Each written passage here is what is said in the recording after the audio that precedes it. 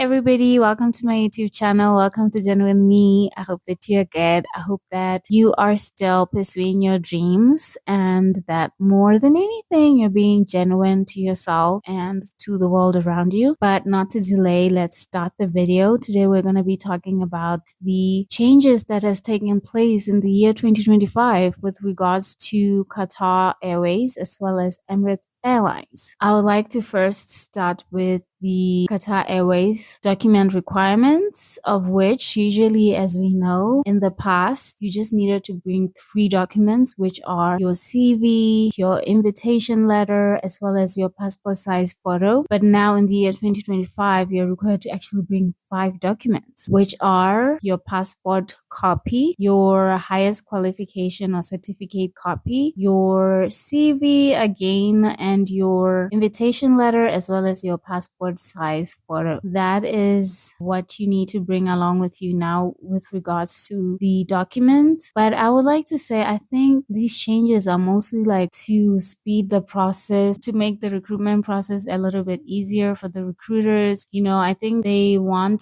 to do the filtering at the beginning more than at the end, like they could take you all the way to the final interview only to find out that you don't have the documents that they require. So maybe now that is why they need you to bring all those documents on your first day of the assessment. I would also like to mention with regards to Emirates, now they've moved their final interview process online. So now the final interview is being done online. Please guys, let me know if you have gone to the Emirates final interview and it was online and you've experienced most of these changes that have come with the year 2025. Please comment down below. Let us know, how was the day? How was the process? How is it different? And just let us know, update us. We are all on the same mission. We're all interested in knowing what is new. All right, speaking of the Emirates final interview, here are some of the questions that are asked during the final interview in the year 2025. I'm gonna read them out because I don't really want to miss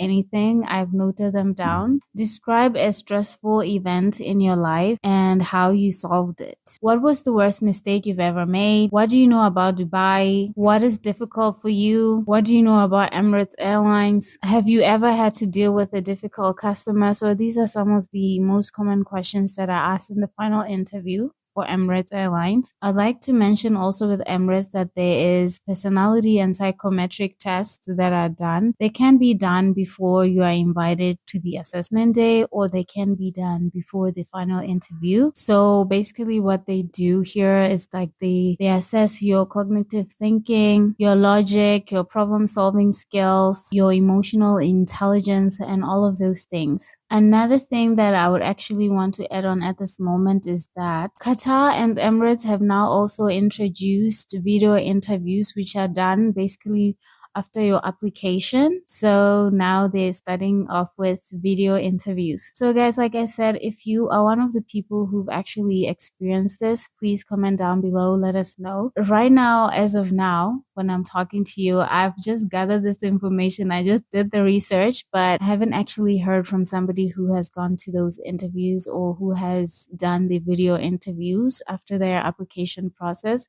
So please let us know if you have been invited for a video interview after you've submitted your application. I like to say in my research and in looking into the assessment days, I noticed Africa continues to have a lot more assessment days instead of open days. I don't know if I'm wrong. Please let me know. Like, I have looked into open days and in the last couple of months, and I've noticed that recently the recruitment for Cape Town, Johannesburg, and Pretoria has been cancelled, but a few applicants who had applied at Cape Town have received a link. So if you're one of those, let us know. And if you have applied in Cape Town, please check your emails. You might have received a video link inviting you for a video interview. And I would like to also mention that I've noticed that in the year 2025, I would also like to say I've noticed that the recruitments are being more swift when it comes to Emirates. And even now, applicants may receive pre-boarding modules before flying to Dubai. Like, literally, how fast is that? It literally looks like Emirates is trying to be swift about its recruitment process at the moment.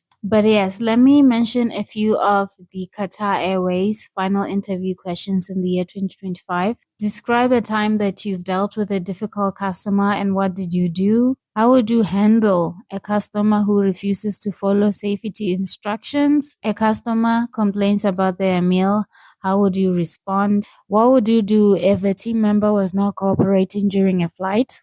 Tell us about a time you went above and beyond for a customer. So these are some of the most common questions, and believe me, if you can practice these questions and just build that momentum of like any question that's coming to me, my framework is friendliness, prioritizing the customer's needs, keeping the customer calm. If you can have like maybe create your own framework to say it doesn't matter which question you're going to get, you're going to use that framework to answer your questions, because you'll find out the main goal is to solve the situation, not offend the customer, leave the customer still, impressed with the standards of the airline. Actually, just customer service, good customer service. And there are also questions which are actually aimed to seeing your cultural and diversity awareness. If you can work with people from different cultures, they will ask you questions like, how would you handle working in a multicultural team? Have you ever worked with people from different backgrounds? What challenges do you think you will face living in Doha?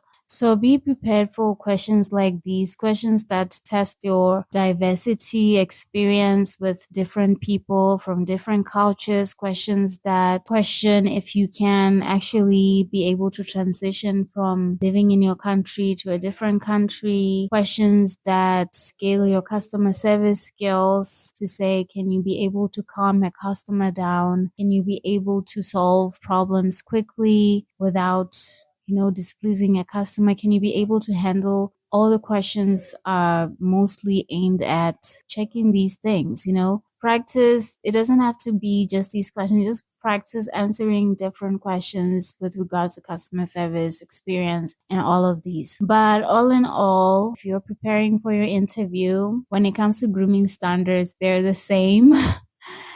Just be clean, be neat, and, make sure your hair is tied nicely and it's clean. There's no hairs flying around, not pegged nicely. That is why you find these airlines, they like the hairband look. They want hair to be neat and clean. And make sure that your nails, they are clean as well. If they're too long and they look nasty, please cut them. Cut them nicely. I remember in my interview with Qatar, they did check our nails. They just asked to see my nails. So just do something to your nails, okay? Don't let them be bare. I'm just saying this because I know that is their grooming standards. They're not allowed to just come to work with nails that are not done anyhow. Please just put a glossy polish or color them nude or something, just to show that you care about your appearance as a lady. Make sure that your teeth are nice. Make sure that your teeth are looking good. Don't be eating something and then walk straight into an interview. Make sure that your teeth look clean and nothing is stuck on them, and you have that $1 million smile. And I always say, when it comes to scars, if you can cover a scar, cover it. But if you're asked to declare a scar, declare it. Tell them, I covered a scar. It's right here. I can wipe my foundation or makeup so that you see the scar, but I covered it. It's right here. That shows them that this scar doesn't have to be a problem, and you know how to correctly cover it and conceal it. If you have a scar and you just declare it and it's a big scar, they can just reject you because of that scar, because they don't know if you can cover it and they can't take your word for it.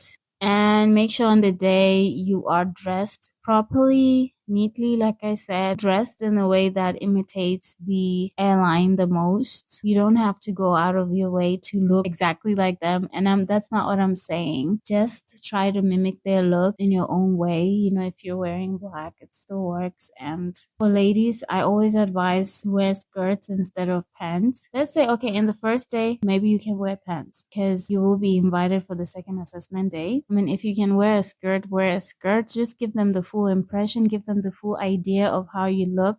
But other than that, guys, all of these things, especially grooming standards. And if you want to know more about that, you can check my other videos. Thank you for watching this video. Like I said, if you know of any changes that have taken place in the year 2025, please comment down below. Let us know. Are you one of the people who has received a link invitation for a video interview? Let us know what is new, what is out there, and I'm wishing you all the best. The year is still young. Let's go get that win. Thank you for watching my video. I hope that it was helpful. I hope that you learned something. I love you guys. Remember to stay genuine. If you haven't liked my video, please like my video, okay?